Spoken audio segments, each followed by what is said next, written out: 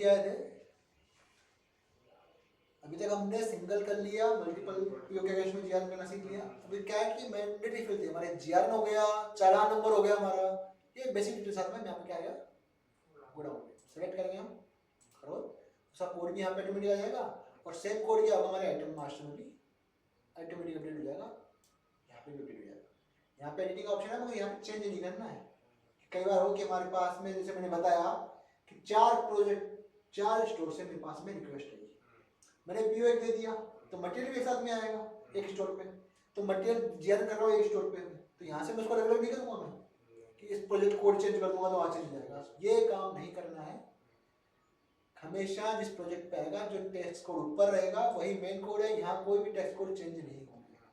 कई लोग समझ रहे होते हैं ये एडिटेबल है, ऑप्शन से दे रखा तो चेंज कर दे, आप यहाँ से चेंज कर दोगे मगर वो इफेक्टिवली काम नहीं करेगा, क्योंकि ये मेन कोड कहाँ से लेता है अपना, ऊपर से काम लेता है, यहाँ पे ये कोड लगेगा।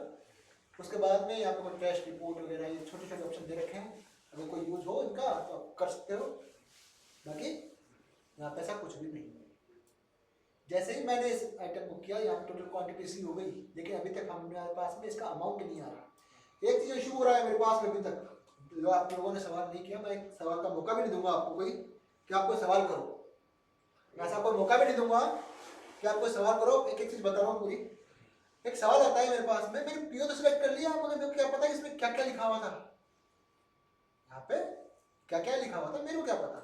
तो देखो इसने भर दिया यहाँ पे कि भैया अप्रूव्ड क्वांटिटी इतनी ही अलाउ कर रखा था, इतनी कर रखा था, तो मैं यहाँ पे मेरे चालान में कितना था, 10 मैंने लिखा 10 और मेरे पास में 20। ये चीज हमेशा क्या होनी है, जो मेरे पास में बिल आया है, चालान का मतलब बिल ले लीजिए, जितनी क्वांटिटी उसमें लिखी हुई है आप पूरी डालनी है। आपके पास में 2 मेट्रिक टन शॉर्ट भी आया, 18 की 20 की जगह आपके पास 18 मेट्रिक टन ही मटेरियल आया है, तो आपको जीआर कितने की करनी पड़ेगी, ये नहीं करना कि 18 की करनी है, मैंने चालान में 20 लिखा हुआ है यहाँ पे मैं 18 करता हूँ कि रिसीव तो मेरे को 18 ही हुआ, ये नहीं करना है सर।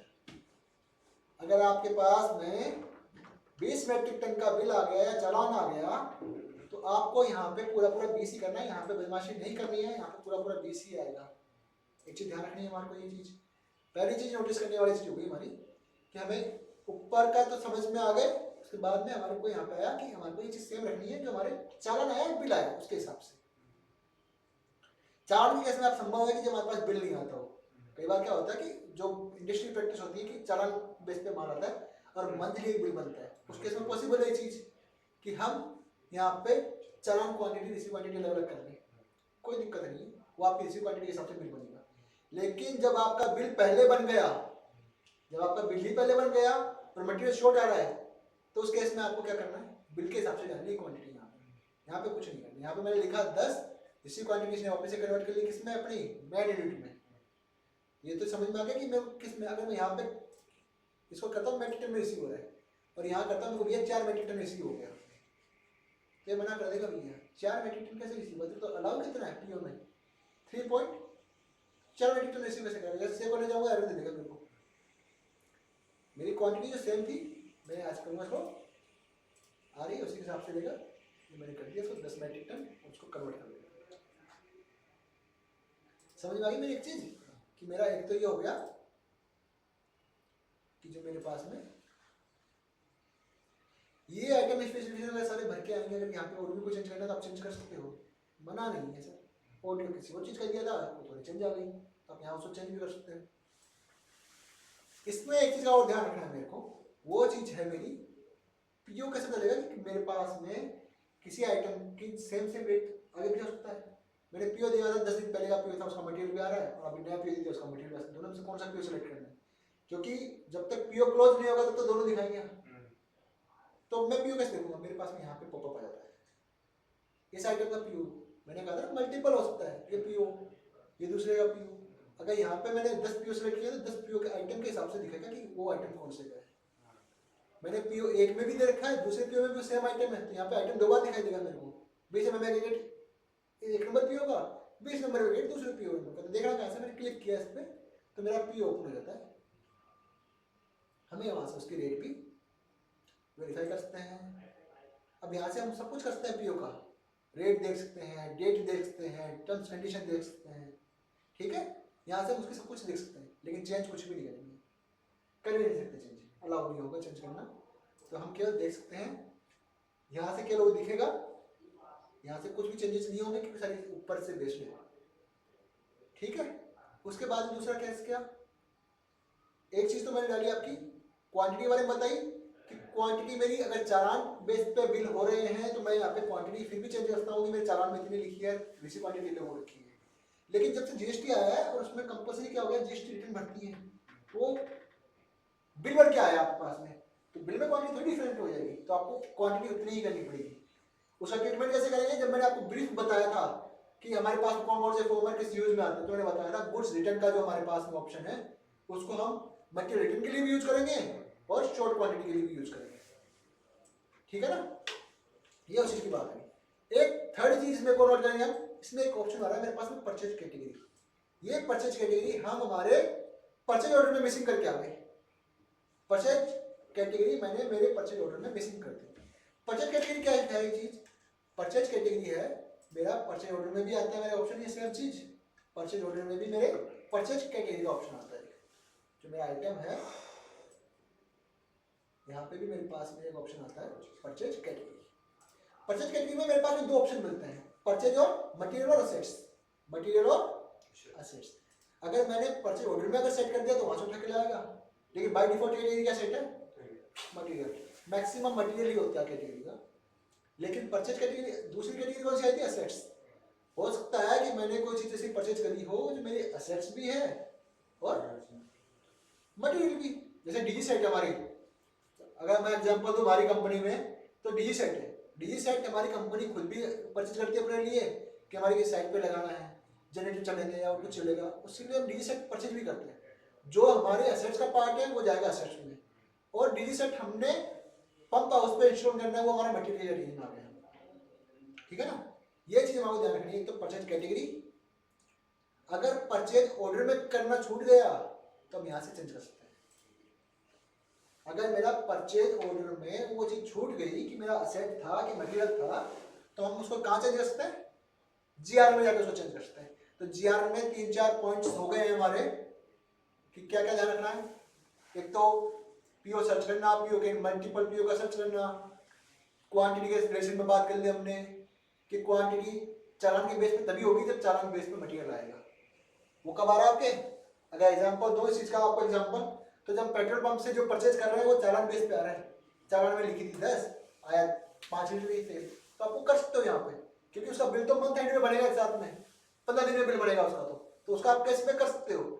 लेकिन जहां पर बिल मेरे पास पहले आ गया, जिसका बिल ही मेरे पास पहले आ गया, उस केस में ऐसा नहीं करेंगे हम कि क्वांटिटी में यहाँ शॉर्ट कर दूंगा। उसको शॉर्ट करने के लिए मेरे को क्या यूज करना है, मेरा गुड्स रिटर्न ऑप्शन। ठीक है, एक ही मेरा ही मटेरियल का ऑप्शन था, बाय डिफॉल्ट से हमेशा मटेरियल रहेगा, तो ऐसा टाइम तो मैं इसको चेंज करना है। इसके अलावा इसमें कोई मेरे पास में भी बताने के लिए नहीं है। जैसे मैंने एक पॉइंट आया निकल के कि परचेज में क्या बाकी रह गया था मेरा, कि परचेज कैटेगरी, परचेज कैटेगरी किस चीज के लिए, असेट के लिए, या तो मटेरियल है या असेट है, असेट के लिए अलग कर देंगे और मटेरियल के अलग कर देंगे। इसका एक यूज होता है, वो मैं आपको आगे बता रहा हूँ कि मटेरियल में कैटेगरी का कहाँ यूज होगा, ऐसे ऑप्शन नहीं दे दिए ना, इसका यूज भी होगा, वो मैं भी आपको आगे बताऊंगा। यहाँ तक आप समझ गए हो तो मैं इस वीडियो को भी बंद करूंगा। इसका 2 पार्ट बन गए हमारे, एक अभी जो नेट चला गया उससे पहले का पार्ट होगा, एक हमारा बाद। ठीक है सर, ये चीज थी मेरी बेसिक, तो मैं इसको फिल करके कंप्लीट करता हूँ एक बार। इसका चालान नंबर मानता हूँ मैं A124, और इसका अब देखो मैं इसको लिख दिया 27/1/25, LR नंबर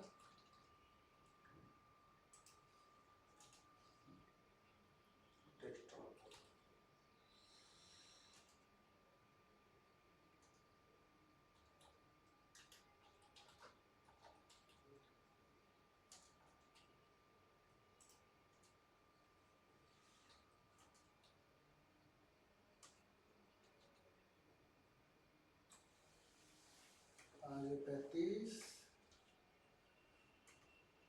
हमेशा याद रखें, हमें कभी एंट्री करना है फॉर्मेट में हमारा फिक्स रखें ताकि अच्छा लगे लिखने में भी, क्योंकि डेटा यहीं से एक्सपोर्ट होना है बाद में। ठीक है, मैं इसलिए बता रहा हूँ कि तरीके से मैं भी नहीं लिखूंगा गड़बड़, टेस्ट सिखा भी ऐसा रहा हूँ कि पूरा जो लिखा है सही तरीके से लिखना है मेरे को पूरा। ठीक है, ये मैंने इसकी डिटेल भर दी, प्रोजेक्ट मैंने ले लिया, डिटेल मेरी आएगी पूरी। ठीक है, ये मेरा पूरा कंप्लीट हो गया। मैं इसको करूँगा क्या, सेव। देखो अटैचमेंट का ऑप्शन अभी तक नहीं आ रहा है, कॉमन चीज थी मैंने बताई थी, सेव का अटैचमेंट का ऑप्शन कब भी आएगा, हमेशा सेव हो जाएगा। मैंने जैसे सेव किया तो दो काम करेगा, स्टेटस को कर देगा ये ड्राफ्ट, और इसका जीआर नंबर जनरेट कर देगा। जो अब तक ऑटो था वो जनरेट हो गया, ये मेरा आ गया ड्राफ्ट पे, और यहाँ पे आ गया मेरे पास में अटैचमेंट का ऑप्शन। ठीक है सर, ये मेरा यहाँ पे अटैचमेंट का ऑप्शन, ये मेरा जनरेट हो गया। अब आपको अगर इसकी कॉपी अटैच करनी है, मेरे को डिटेल चालान अगर है तो मैं यहाँ पे अटैच कर सकता हूँ। बाद में उसको बाद में मेरा send for approval, next step पे जाएंगे हम। हमारा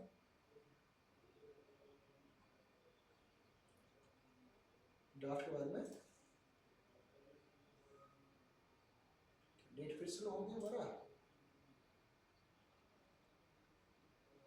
यस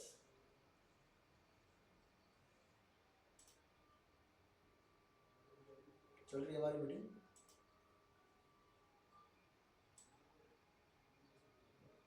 ठीक है, ये हमने हमारी जो जीआरएन की एंट्री थी वो सेव कर ली, और अप्रूव भी हमारी, ये अभी तक अप्रूव नहीं हुई है। ये क्या है अभी तक, अप्रूवल, सेंड फॉर अप्रूवल था। याद है ना, ये स्टेटस जो है ये भी बड़े काम की चीज है, कि कोई चीज पीओ मेरे को जीआरएन में कब दिखेगा, जब वो क्या हो जाएगा, अप्रूव्ड हो जाएगा। इसका फाइनल स्टेट जो आएगा मेरा वो आएगा, क्या आएगा, अप्रूव्ड। कौन सा आएगा, अप्रूव्ड। जब इस स्टेट पे आ जाएगी तो मेरी फाइनल होगी। अब जीआरएन अगर मैं कर दी सर, ये हो गई है सर, ये अप्रूवल आ गई है सर, ये अप्रूवल आ गई है। अगर ये अप्रूवल पे पड़ी है और मैं जाके देखूँ इसका कि परचेज बिल में इसका बुक कर दूँ, तो ये परचेज बिल में शो नहीं करेगी। क्यों नहीं करेगी, जब तक ये अप्रूव नहीं होगी तब तक शो नहीं करेगी। तो हम इसको अप्रूव भी कर देते हैं, ये हमारी शो करेगी। और उसका इसमें एक चीज क्या हुई थी हमारे साथ में, कि जब तक हमने इसको सेव नहीं किया था ना जीआरएन को, तब तक मेरे पास में इसका अमाउंट भी नहीं आया था। जब तक मैंने इस जीआरएन को सेव नहीं किया था तब तक मेरे पास में इसका अमाउंट भी नहीं आया था। मैंने बता दिया आपको इसके अंदर क्या क्या चीज करी। मैंने पीओ देख रहा था तो मैंने यहाँ पे पॉपअप किया, क्वांटिटी में डाल दी। साथ में मेरा अगर जीआरएन सही हुआ है तो मेरे यहाँ पे अमाउंट आ जाएगा पूरा। और ये अमाउंट कहाँ से मैच होगा, मेरा बिफोर जीएसटी अमाउंट से। बिल के अंदर दो अमाउंट आता है, जीएसटी से पहले का अमाउंट और जीएसटी से बाद का अमाउंट। तो यहाँ पे जीएसटी का कोई मैटर है ही नहीं ना, यहाँ पे मेरा जीएसटी से पहले का अमाउंट मैच होगा, क्योंकि हमारे बिल में जीएसटी है ही नहीं हमारे पीओ में। तो ये अमाउंट ही हमारा बिफोर जीएसटी अमाउंट मैच हो जाएगा। ठीक है, ये चीज हमारे को ध्यान रखनी थी हमारी जीआरएन में। इसके अलावा हमारे पास में जीआर में बताने के लिए यहाँ पे कोई स्पेशल चीज नहीं बची है। एक बार रिकैप कर रहा हूँ वापस से, पूरा रिकॉर्ड हो जाए मेरा एक बार में, कि अगर मेरे को सिंगल जीआर सर्च करनी है तो मैं यहाँ पे सर्च ऑप्शन कर सकता हूँ। केवल कब, जब मेरे पास में एक पीओ से सर्च करना हो, या छोटे आइटम्स मतलब 10-15 आइटम्स की पीआर है तो मैं डायरेक्ट सर्च करके भी काम कर सकता हूँ, उसका सारा चीज ऑटोमेटिक फिल हो जाएगा। दूसरा तरीका होता है मेरे पास मैनुअल, जहां पर मैं प्रोजेक्ट का नाम सेलेक्ट करूंगा, सप्लायर का नाम सेलेक्ट करूंगा, फिर परचेज ऑर्डर से उसका लूंगा। ध्यान किस चीज का रखना है इसमें, डेट का बड़ा ध्यान रखना है। अगर डेट आगे पीछे होगी तो आपको पीओ नहीं दिखाएगा। और पीओ कब नहीं दिखाएगा, यहाँ बात आती है कि सर पीओ नहीं दिखा रहा। पीओ नहीं दिखाने के कारण क्या क्या हो गए, पीओ दिखाने का कारण हो गया डेट का इश्यू, साथ में पीओ अप्रूव्ड नहीं है अभी तक। ये भी इशू हो जाता है कई बार कि पीओ अप्रूव्ड नहीं है, दिखाया कैसे। तो वो भी पीओ भी आप जब चेक करो तो पीओ अप्रूव होना चाहिए, उसके बाद में यहाँ दिखाएगा। मल्टीपल पीओ लेने हैं तो मैं यहाँ पे मैनुअल ऑप्शन में मल्टीपल पीओ लूंगा। क्वांटिटी की बात हमने करी कि अगर चालान बेस पे है तो मैं इस क्वांटिटी को चेंज भी करता हूँ, लेकिन मेरा अधिकतर केस में क्या होता है, परचेज बिल आने के बाद में होता है, तो मेरी क्वांटिटी सेम रहेगी। अगर कोई शॉर्टेज क्वांटिटी है तो वो गुड सेटल के ऑप्शन के थ्रू मेरे को एडजस्ट करनी है। फिर हमने बात की थी पीओ देख रहे हैं तो हम क्या करेंगे, यहाँ जो मेरे पॉपअप आ रहे हैं यहाँ से पीओ देख सकते हैं।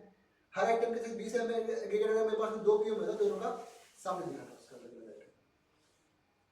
साथ में ये मटेरियल का आइटम को दिखाएगा सेव करने के बाद में। और ये मेरे पास में यहाँ पे यूनिट आ गई चेंज करने के वापस से, जो मैंने रिसीव करी।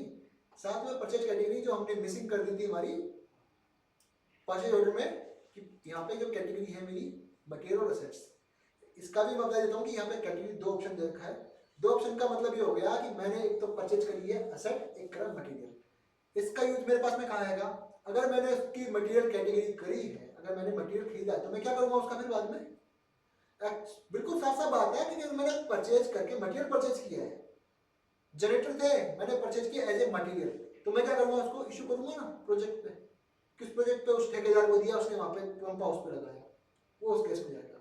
अगर मैंने यहाँ पे इसकी कैटेगरी दी मटेरियल या क्या बोलते हैं असेट कर दी, अगर मैंने इसकी कैटेगरी कर दी यहाँ पे असेट, असेट करनी है, जब हमारी असेट होगी तो हम उसको क्या करेंगे कैटेगरी को असेट, उसको असेट करने का क्या फायदा, एक तो मेरा स्टॉक रिपोर्ट में नहीं जाएगा, न मेरा कुछ इशू भी दिखाएगा, क्योंकि मेरे को इशू करना ही नहीं उसको कभी, हमारे एसेट्स को थोड़ी इशू होगा कभी, असेट भी इशू होती है लेकिन असेट इशू करने का तरीके अलग है, मेरा जो मटेरियल है वो इशू नहीं होगा, वो मेरा मटेरियल है ही नहीं, एसेट है, ठीक है ना, तो वो आपके जीआर में कभी नहीं दिखाएगा, जो मैंने जनरेटर मेरे एसेट परचेज करी है उसको अगर मैंने एसेट की कैटेगरी में ले लिया तो मेरे जीआर में नहीं दिखाएगा, उसका मेरे स्टॉक रिपोर्ट में नहीं आएगा।